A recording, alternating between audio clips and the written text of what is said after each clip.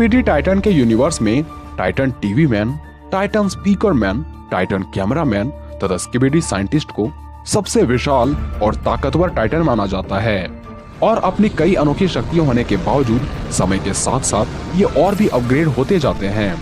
लेकिन एक दौर ऐसा भी था जब ये सभी टाइटन एक सामान्य मनुष्य थे, सभी की अपनी एक निजी जिंदगी थी। लेकिन ऐसा क्या हुआ जो इन्हें एक ऐसे विनाश का रूप दे देता है जैसा एक आम इंसान तो कभी नहीं बनना चाहेगा। तो आज के इस वीडियो में अंत तक बने रहें क्योंकि हम जानेंगे स्किबिडी यूनिवर्स के सबसे स्ट्रॉन्गेस्ट टाइटन की ओरिजिन और इनकी अनोखी एबिलिटीज को। पर उससे पहले वीडियो पर ऊपर उठा अंगूठा बटन जरूर दबाएं।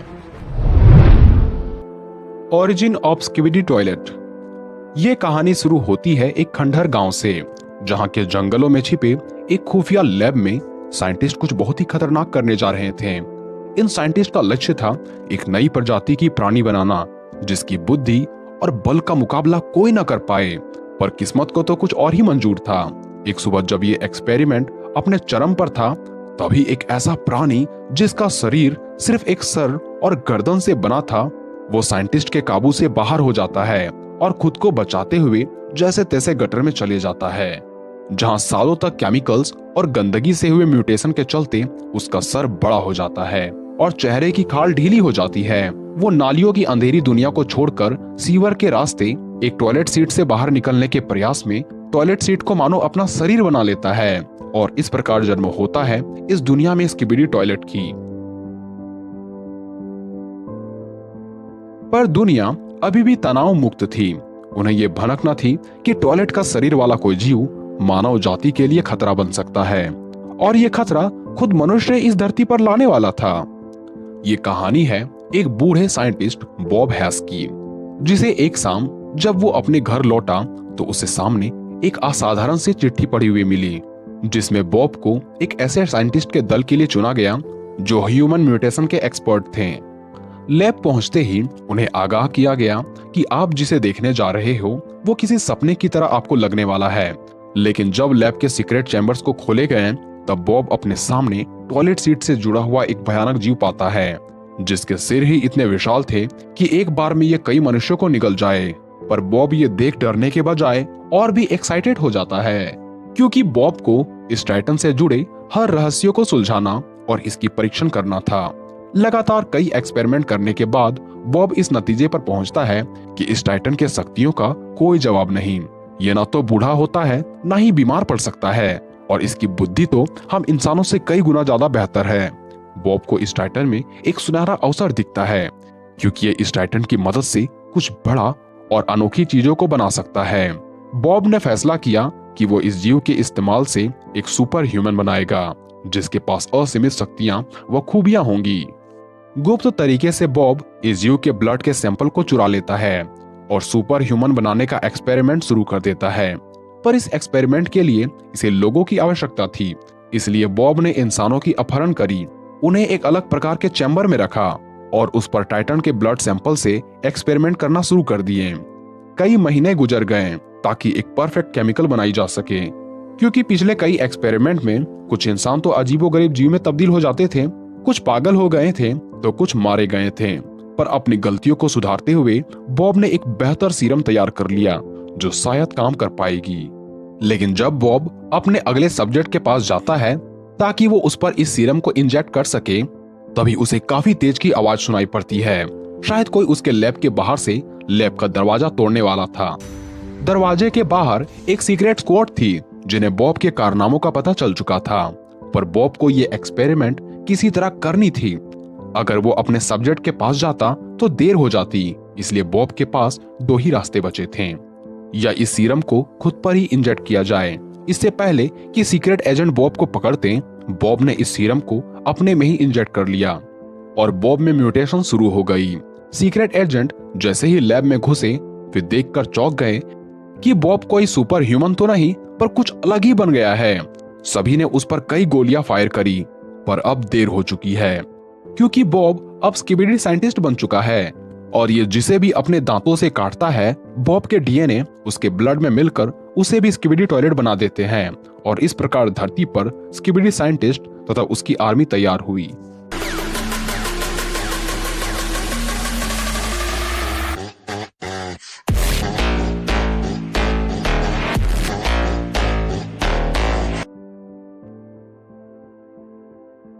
स्किबिडी टॉयलेट्स की संख्या दिन ब दिन बढ़ती गई और इंसानियत खतरे में आ गई, जिनका सामना करने के लिए सभी देशों ने अपनी सीक्रेट स्पेशल फोर्स भी दांव पर लगा दिए।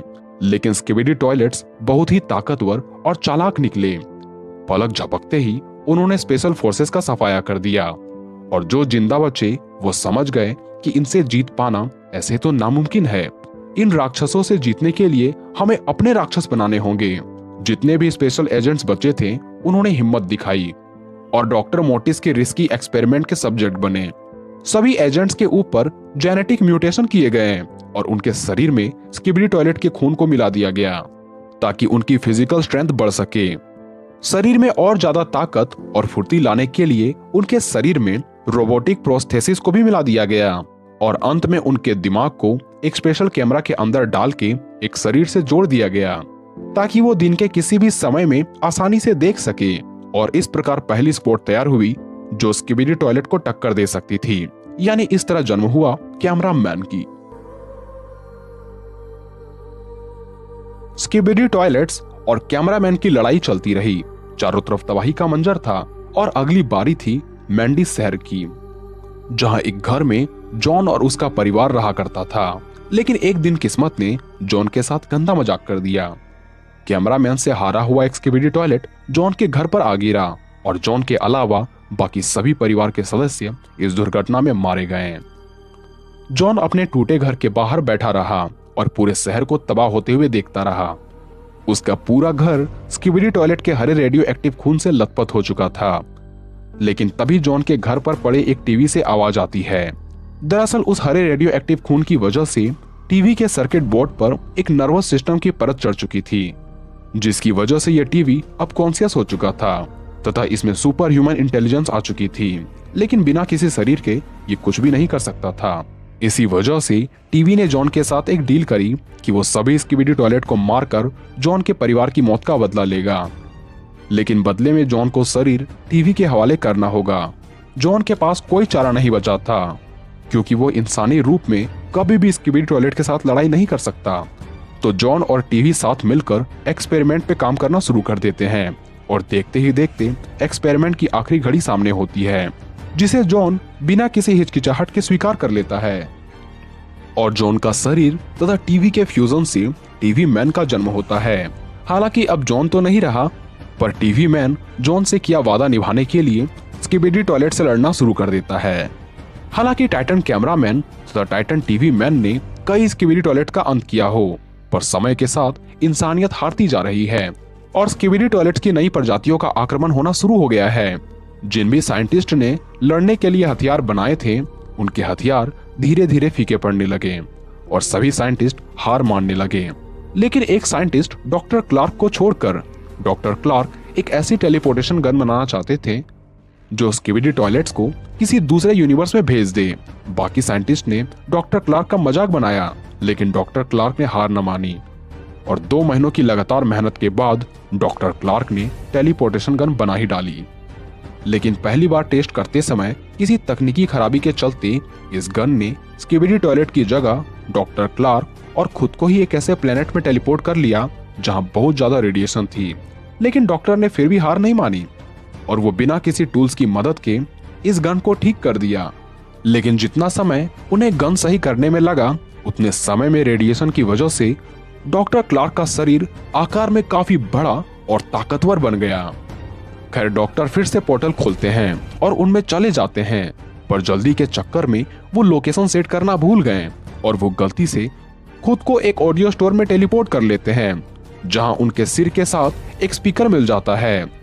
पर यहां आने के बाद डॉक्टर क्लार्क की त्वचा काफी सख्त बन जाती है, हड्डियां लोहे सी मजबूत हो जाती है और नसों की जगह तारे आ जाती हैं तथा सर की जगह एक बड़ा स्पीकर, और इस प्रकार जन्म होता है स्पीकर मैन का। तो इस प्रकार स्किबिडी यूनिवर्स में skibidi scientist, camera man, TV man तथा स्पीकर मैन का जन्म होता है और इनके पास समय के साथ नई नई एबिलिटीज आती जाती है और ये बाद में टाइटन के नाम से कहलाते हैं। अब आइए बात कर लेते हैं इनकी एबिलिटीज के बारे में। सबसे पहले बात करें स्किबिडी साइंटिस्ट के एबिलिटीज के बारे में, तो ये एक ऐसा कैरेक्टर बन चुका है जिसके पास टाइटन स्पीकर मैन का sonic boom, Titan camera man का लेजर अटैक, तथा टाइटन टीवी मैन की तरह टेलीपोर्टेशन और हिप्नोसिस की एबिलिटी है। ये कई प्रकार की मिसाइल्स को एक साथ फायर कर सकता है।